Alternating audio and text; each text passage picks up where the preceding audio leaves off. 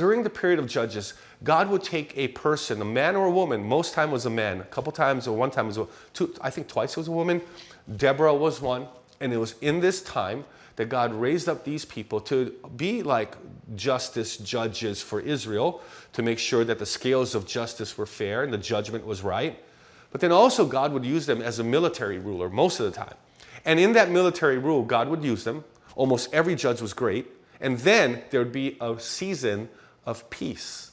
40 years, 7 years, depending on the people and their hearts, whether they loved God or not. Remember now, the common theme and the common phrase throughout that was, in those days, Israel had no king, so everyone did what seemed right in their own eyes. No king, so they rejected God as their king, so they're going to do what's right in their own heart, the way that they see it. I'm going to do it the way I see it. I'm going to tell you my truth. All of that, right? And so now what we begin to see is God saying, okay, in Judges chapter 3, verse 1, it says that these are the nations the Lord left to test all those Israelites. Test all those. And what did he do? He left nations there. He left ethnic groups there. He left other chiefs and kings there to test all those Israelites who had not experienced any of the wars in Canaan. So they were not battle tested. So he leaves them there, and he did this only to teach warfare to the descendants of the Israelites who had not had previous battle experience. So God needed the children of the book of Judges, children of Israel, to be able to be battle tested. And they would have to go through battles so that it would strengthen them, bring courage after every battle, and encourage them to make them ready for the next battle. In 1 Corinthians chapter 13, verse 12 to 15, come with me to the New Testament, to the epistles, where the Apostle Paul shares with the church in Corinth about the testing and the building of their faith.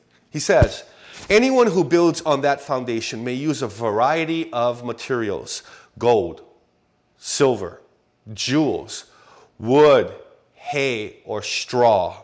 But on the judgment day, fire will reveal what kind of work each builder has done.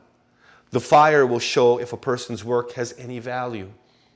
If the work survives, that builder will receive a reward. But if the work is burned up, the builder will suffer great loss. The builder will be saved, but like someone barely escaping through a wall of flames. The Apostle Paul tells us that our work will be tested. Our life will be tested. Tested by what? Fire on the judgment day. But in the meantime, we're still going through fires. As a matter of fact, 1 Peter 4:12 says, dear friends, don't be surprised at the fiery trials that you're going through as if something strange were happening to you. Fiery trials. Instead, be very glad, for these trials make you partners with Christ in his suffering, so that you will have the wonderful joy of seeing his glory when it is revealed to the world. Don't be surprised by the fiery trials, he said. Don't be surprised. Oh, I can't believe I'm going through this. Well, I know, I get it, right? Wow, I can't believe that came out of left field. I know, I get surprised too. I'm shocked sometimes. I can't believe that happened. I can't believe that they're doing these things to me, to you, to us. I can't believe these things, right? But Peter says, don't be surprised, because that's what happens. He says, instead, be glad because these trials make you partners with Christ in his suffering, so that you will have a wonderful joy of seeing his glory. So when we look at this, number one, I want you to write this down. We can withstand the fire. The end result of a life built on solid foundation is, number one, we can withstand the trials. We can withstand the fire. In other words, we will go through the fire, but you will not be burned. Ooh! Sounds like the 3 Hebrew boys in the book of Daniel. They came out not smelling like smoke. They didn't smell like smoke. They were in the Kahlua oven, everybody, but they never got burned. They were in the Traeger, but they came out not smelling smoky. Come on. They didn't smell like brisket. Oh my gosh. What did they do? They came out and they smelled like nothing. Probably like God. Because why? Because the 4th man in the fire was with them. And the 4th man in the fire, there's another in the fire. Come on, standing next to me. Do you know the song? There's another in the water, holding back the sea. Come on, somebody. Now listen to that. That's just coming straight to me. I didn't plan it. It's not even my notes. Listen, you've gone through the fire. How many of you are going through the fire right now?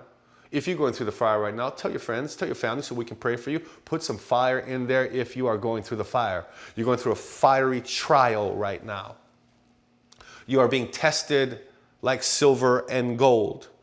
As a matter of fact, Zechariah 13 verse 9 says, I will bring that group through the fire and make them pure. Through the fire, through the limit to the wall. Shaka Khan, 1985. Listen to this. I will bring them through the fire and make them pure. I will refine them like silver and purify them like gold. And they will call on my name and I will answer them. And I will say, these are my people. And they will say, the Lord is our God. Zechariah 13 verse 9. Come on, you're going to go through the fire, but you can withstand the fire.